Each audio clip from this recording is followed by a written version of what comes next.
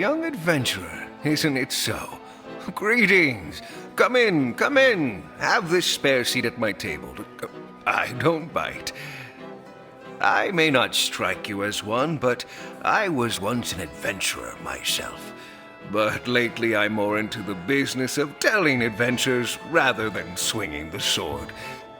How about it, Give an old man an excuse to have something to drink and relive some memories, will you? I promise you won't be disappointed, because the story I'm about to tell you is one of a kind. Of course, it is about knights and kings, battles and feuds, and all the things that warm the young folks' heart.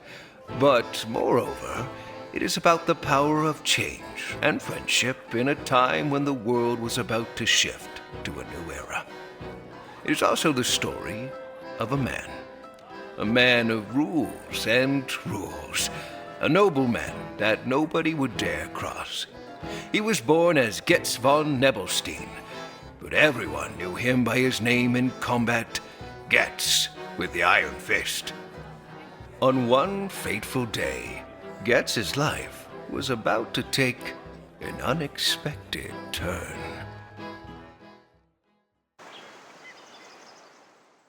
Chapter 1. Beaten by the rough seas, but with an eager expression on their faces, Getz and King Maximilian set foot on the beach. Their plan worked out exactly as intended, and battle was already in full motion when they started pushing forward through enemy lines. It was time to teach these barren fells no-goods a lesson for all lifetime. No one disobeys the king, especially not a family of fishmongers. While kicking armored buttocks and dodging arrow volleys, Getz looked up to the castle, smiling, and knew that it won't be long until he will clink glasses with Maximilian on its battlements. He just lived the best life, thought Getz.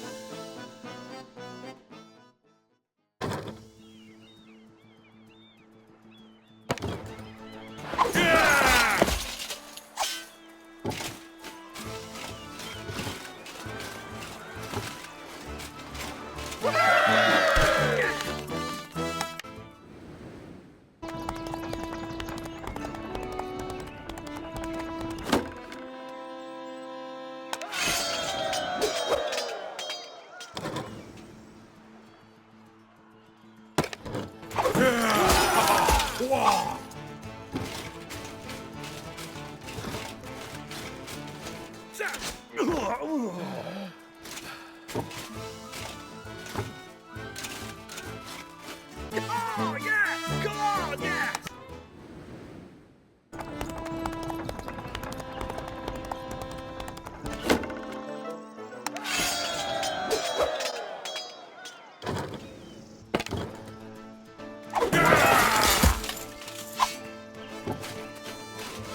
Take that, swallow!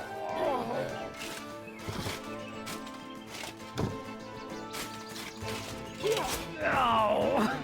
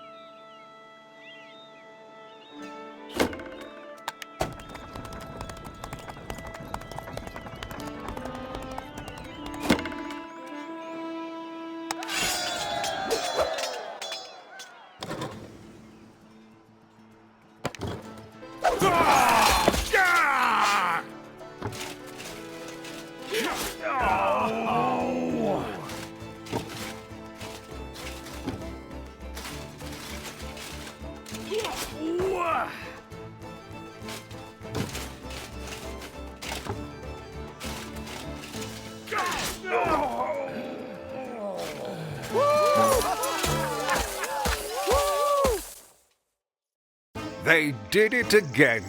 The castle was taken, the rebels detained, and the kingdom was safe once again.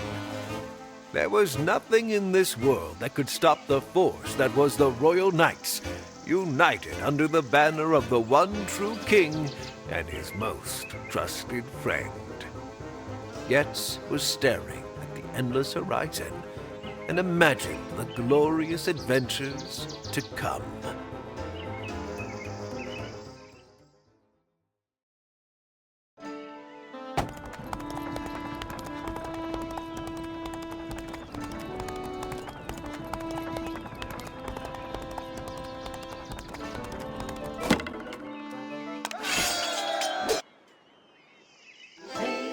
"20 years later.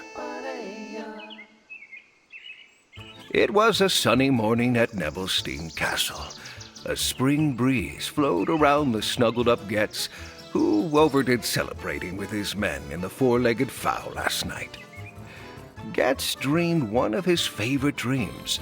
He and the king storm Barenfell's castle side by side and, with the full commitment of their lives, arrest the Grand Duke of Ersmark. Triumphant. Suddenly, the door to his bedchamber burst open, and Rudolfo strutted in, a bucket full of water in one hand and an important-looking letter in the other. Rudolfo was not only the captain of Getz's troops, but also his right hand and best friend, a real nobleman, and loyal to Getz down to his bones. Wake up, you sleepy... A flood of cold mountain water tore Getz out of his dreams. Who? What? Where? Halt! You have to see that, Getz. Eternal peace in the country. The king proclaims eternal peace in the country. You know what that means? No more fighting and feuds, my old friend. Throughout the Empire. Anyone who protests against it must expect penalties from the very top. It almost seems like he's serious this time. But, well, here. See for yourself. What? Show me! Snorting and soaking wet, Getz seizes the document. Eternal peace. Punishment? Unlawful? Landsknechts! After reading the letter, Getz just sat there for a moment and stared into space, as if he was wondering if he could still be dreaming. He can't be serious. With my honor, he cannot be serious! What do you suggest, boss? Rodolfo, the crossbow. I have to think. With a determined look and a dripping dressing gown, Getz moved in the direction of the Nebelstein Forest.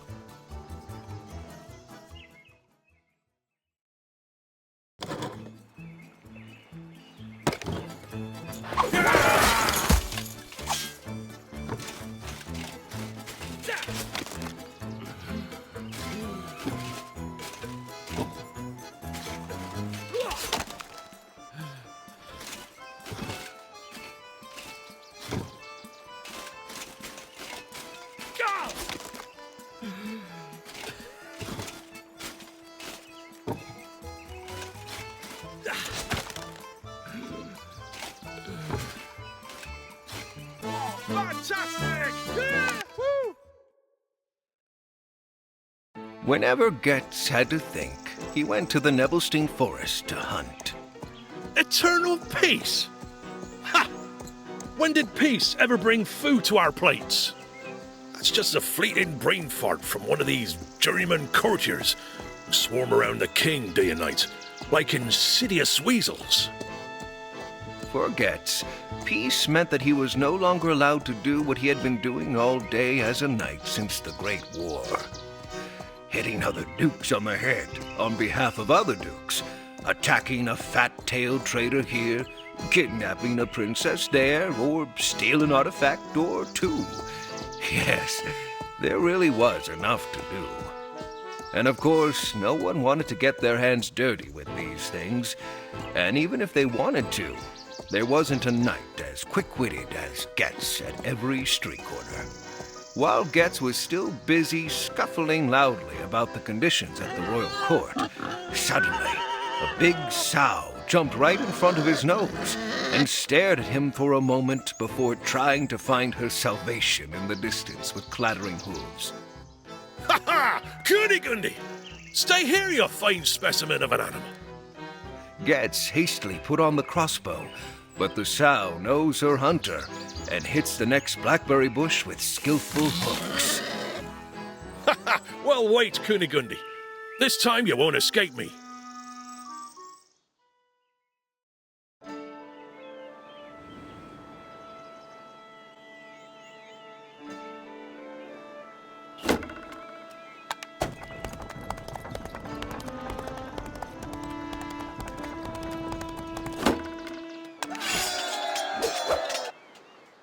While Getz prowled through the light-drenched thicket on Kunigunde's heels, his morning resentment was about to get carried away by the scent of fresh spring grasses and herbs.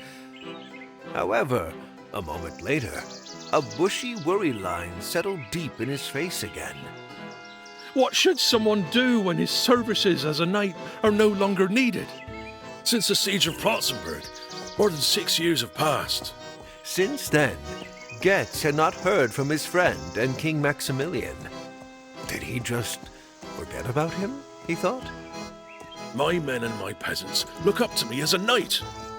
Nobody likes to be in the wake of a retired cripple. And when the good Getz doesn't bring any more Tharis home, these pocket drainers are gone faster than the Bill Dodger after the bash. Listen. Sensual grunts echoed in the distance, and grounds Getz back in the here and now. It sounded as if Kunigunde was taking a carefree refreshment on a particularly barked beech tree. That's right, my pretty. Don't move from this spot.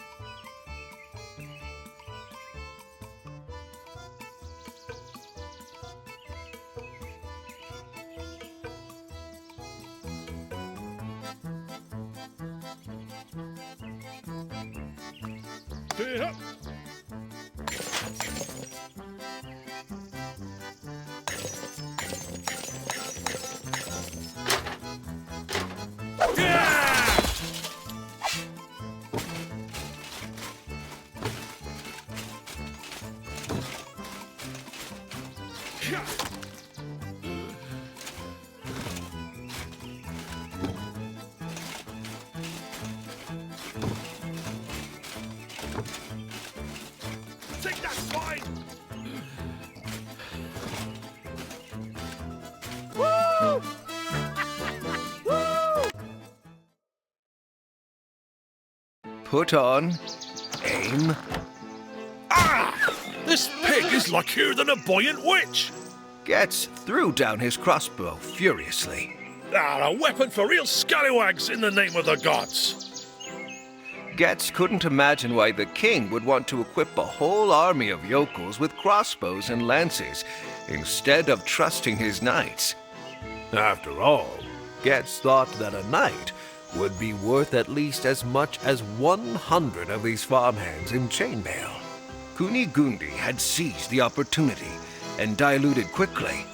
In the distance, Getz could hear the rushing water of the Great Crow River.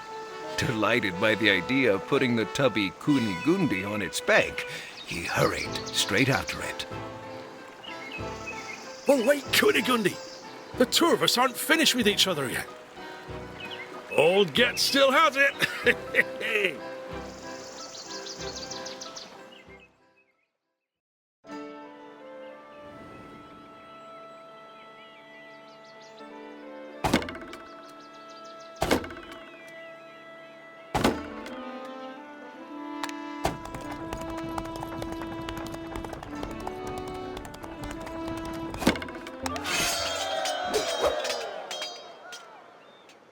Spluttering and full of anticipation, Getz dashed out of a bush, but almost fell over because one of his feet was already sinking in the riverbed of the Crow River.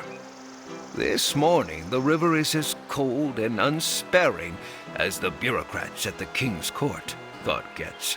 With his iron fist, he got hold of a low-hanging branch and retreated ashore, only to see who was feasting on a willow herb root on the other bank.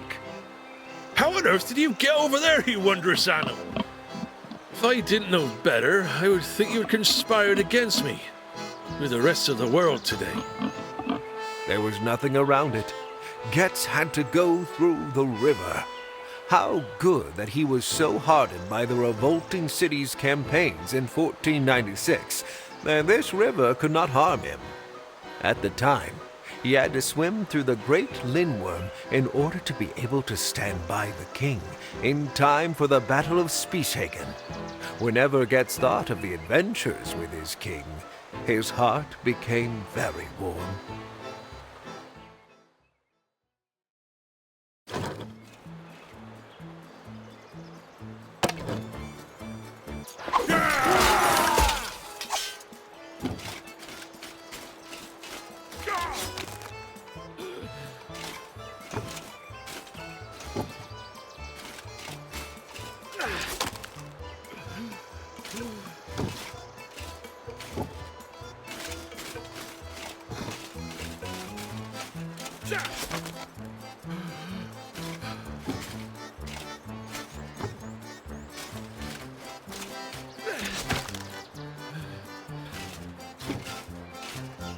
Oh, yeah! Come on, yeah!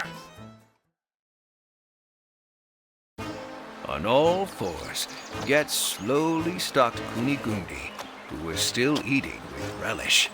A truly majestic animal, which Getz found even more stunning up close. But this time, he was sure the last hour would have struck for Kunigunde. Suddenly, and without warning, it snapped loudly. The hunter and the hunted are so frightened that they both have a panic-like reflex to flee.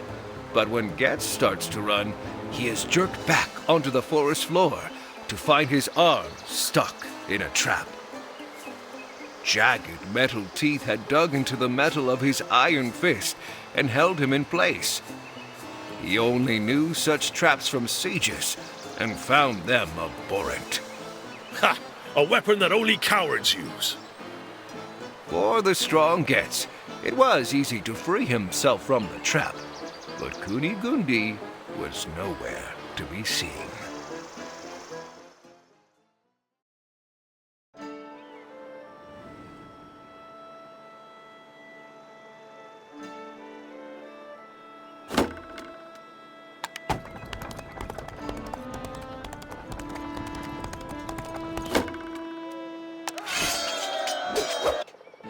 Even if his metal hand had helped him out of the mess now and then, it still reminded him of the fateful day he had to exchange it for his real hand. It was the winter of 1497, and just as he was about to command the flank on the enemy's line of riflemen with his sword raised, a cannonball rushed from his own ranks and snapped his arm off like a twig. Getz has had a bad relationship with gunpowder ever since. Insidious stuff of the devil. He used to say. To Getz's chagrin, King Maximilian saw the future of his army in cannons and muskets, and has been working on new models with enthusiasm for years. Getz couldn't help but notice that he and his beloved king had grown apart a little over the past few years. When was the last time he was invited to the royal court? When would he fight in a big tournament? Getz continued to follow the trail of Kunigunde and mourn the old days, pitying himself for transforming from an adored war hero to a pig hunter who even struggles against lousy thorn bushes. He found what he was looking for a moment later and spotted Kunigunde, who has made herself comfortable in the middle of a small forest of thorn bushes. Now, she was due.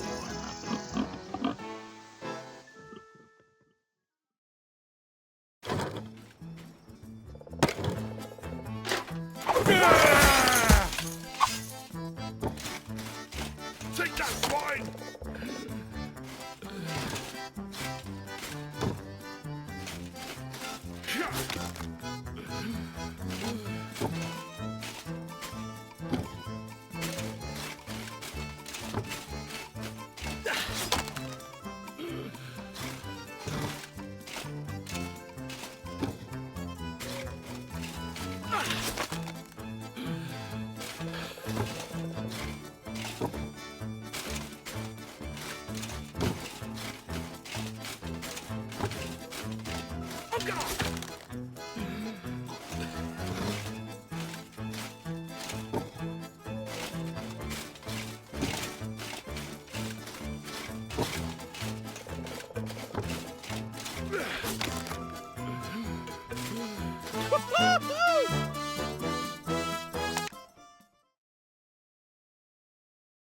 With one strong blow, Getz chopped his way through the last thorn bush and relied entirely on the surprise effect. He storms towards the stunned Kunigunde, grabbed her with a wolf-like dive, and wrestled her to the ground. For a moment, it looked as if Getz had a tight grip on the sow, but Kunigunde was bursting with strength on this spring morning. She managed to jack up the knight with the shoulder width of an ox and dash away. Getz, who was just able to cling to the animal's loose winter wool, had become an involuntary rider, whose mount dashed straight towards the thorn bushes that had just been maltreated. Screeching noises echoed through the mist-bathed forest. The thorny undergrowth lashed Getz inevitably in the face and left terrible burning scratches. Because Getz could hardly open his eyes, he could not perceive the wooden threat that was slowly but surely moving towards him.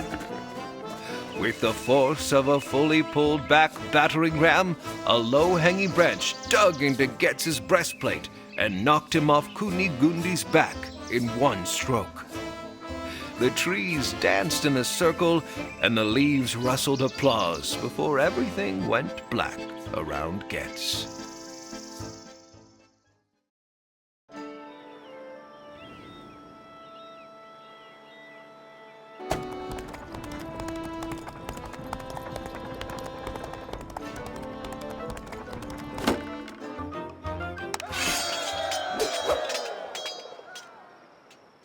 My liege, Lord Getz, are you all right?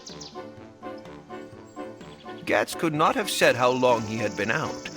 When he woke up, he was surrounded by blurry silhouettes, and he perceived a celestial whispering voice calling him.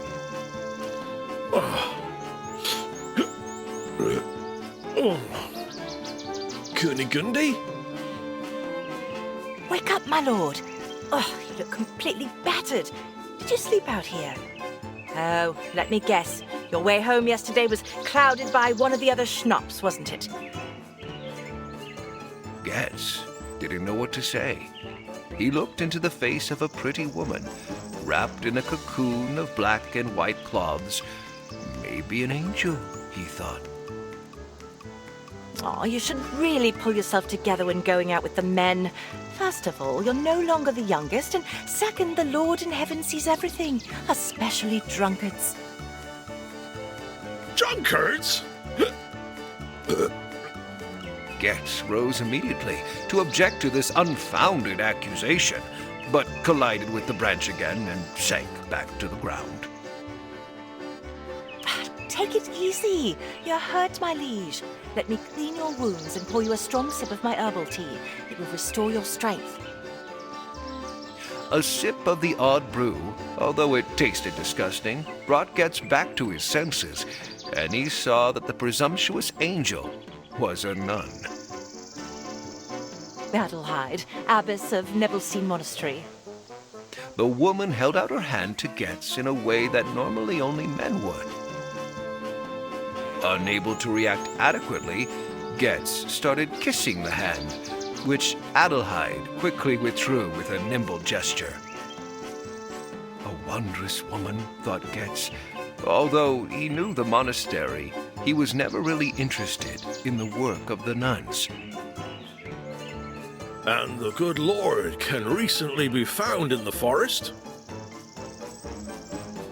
These forests are practically my second home, and since the ribwort picked in the morning hours tastes best, I got up early in the morning. Suddenly you were lying in front of me in your nightgown. It's much more interesting why you have to sleep off your intoxication here of all places. I am not Let's just say, I had to think about something and let myself be distracted.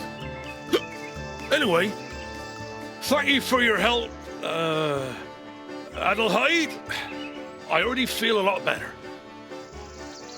When Getz straightened up, he staggered so much that only Adelheid's courageous push against him prevented another fall. You are not going anywhere without me, my lord. I will escort you back to the castle. Like the cooper with a heavy wine barrel, Adelheid drove the dazed Getz in the direction of Nebelstein Castle.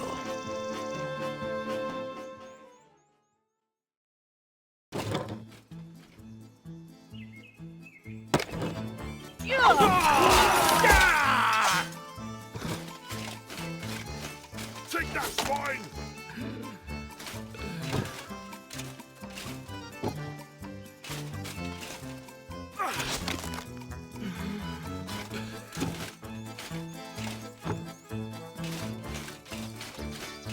Oh, God!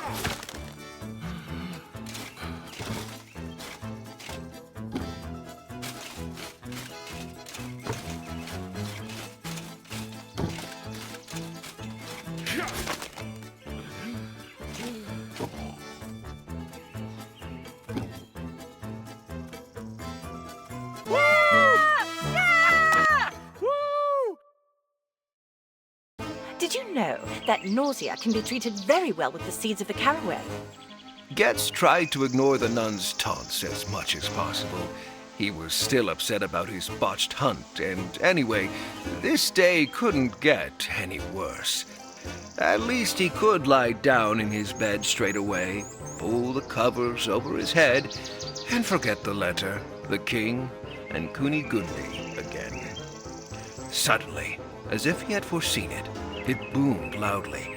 The sound of splintering wood echoed through the forest and silenced Adelheid. Right in front of Getz's eyes, an axe was struck in a tree where there was none before.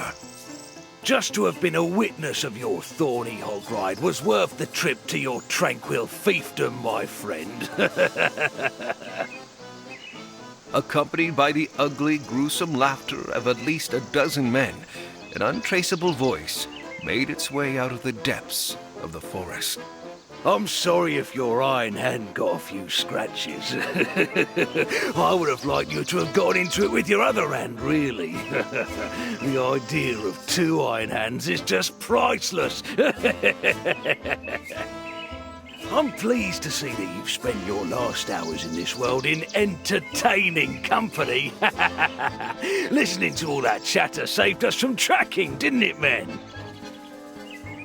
Another wave of gruntled laughter rang out. Enough talk. Take your last breath, Getz von Nebelstein, and get ready to die! Attack, men!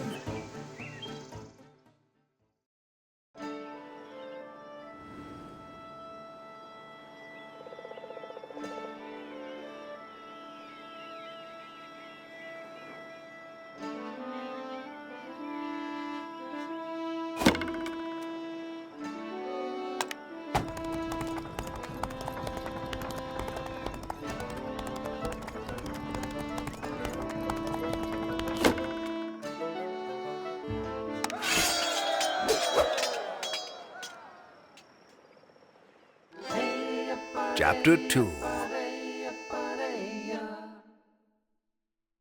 Shut your stinking, disgraceful mouth, you scoundrel! Getz knew this voice only too well. It was Rudolfo, and he had brought the cavalry with him. Come on, you two, run! We're not safe here! What's he doing here, Rodolfo?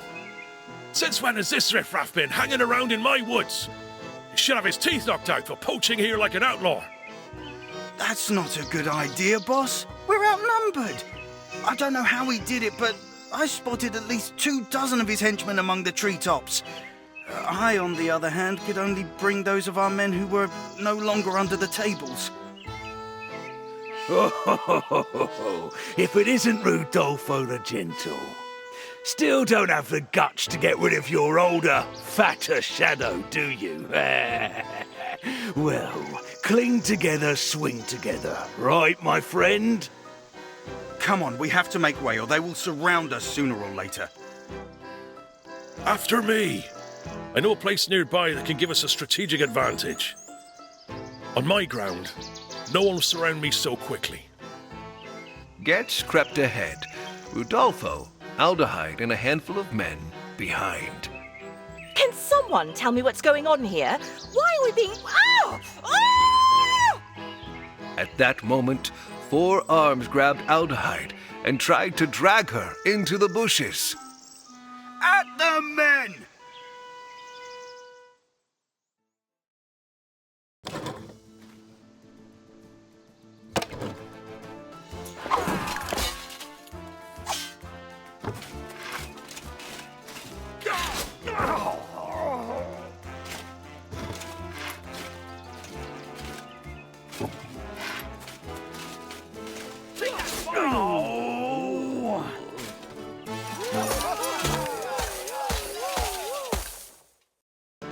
These scoundrels smell like 10 days of gangrene. Ugh, they should jump into the washing tub with some verbena and sage.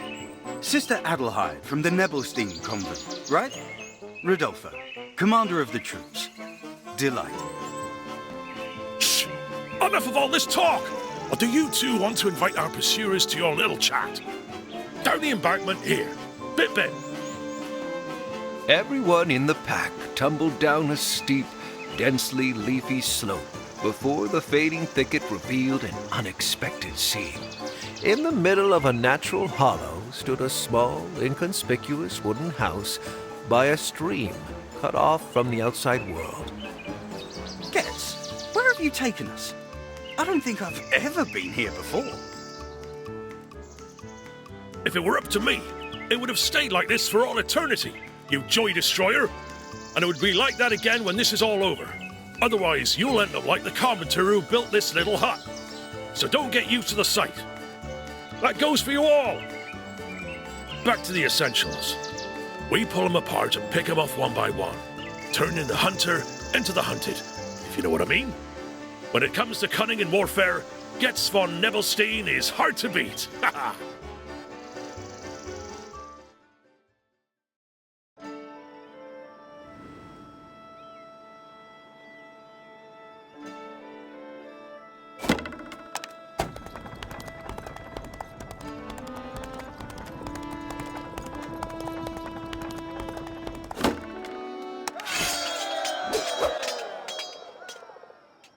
Holed up in the little hut, the band waited for the gang of robbers to arrive.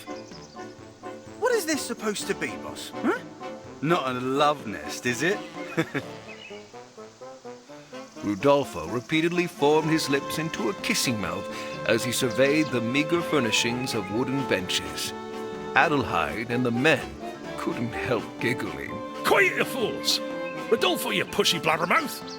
If you've only come here to bicker, then you'd better put your skills to use in the service of our adversary. And if you absolutely have to know, it's a steam house, and that's meant for me alone. I coaxed the construction method from an old hermit in Novgorod. It was the Great Northern War, and the king and I had just rounded up a band of hussars. Just as Getz was about to continue, the faceless voice from the forest interrupted him. Oh, come on, you tin soldier. You know as well as I do that there's always someone out to get you. That's part of our occupational hazard. And today is your big day. They're here! Remember, scatter the troops and engage them in small skirmishes. Yes, my liege.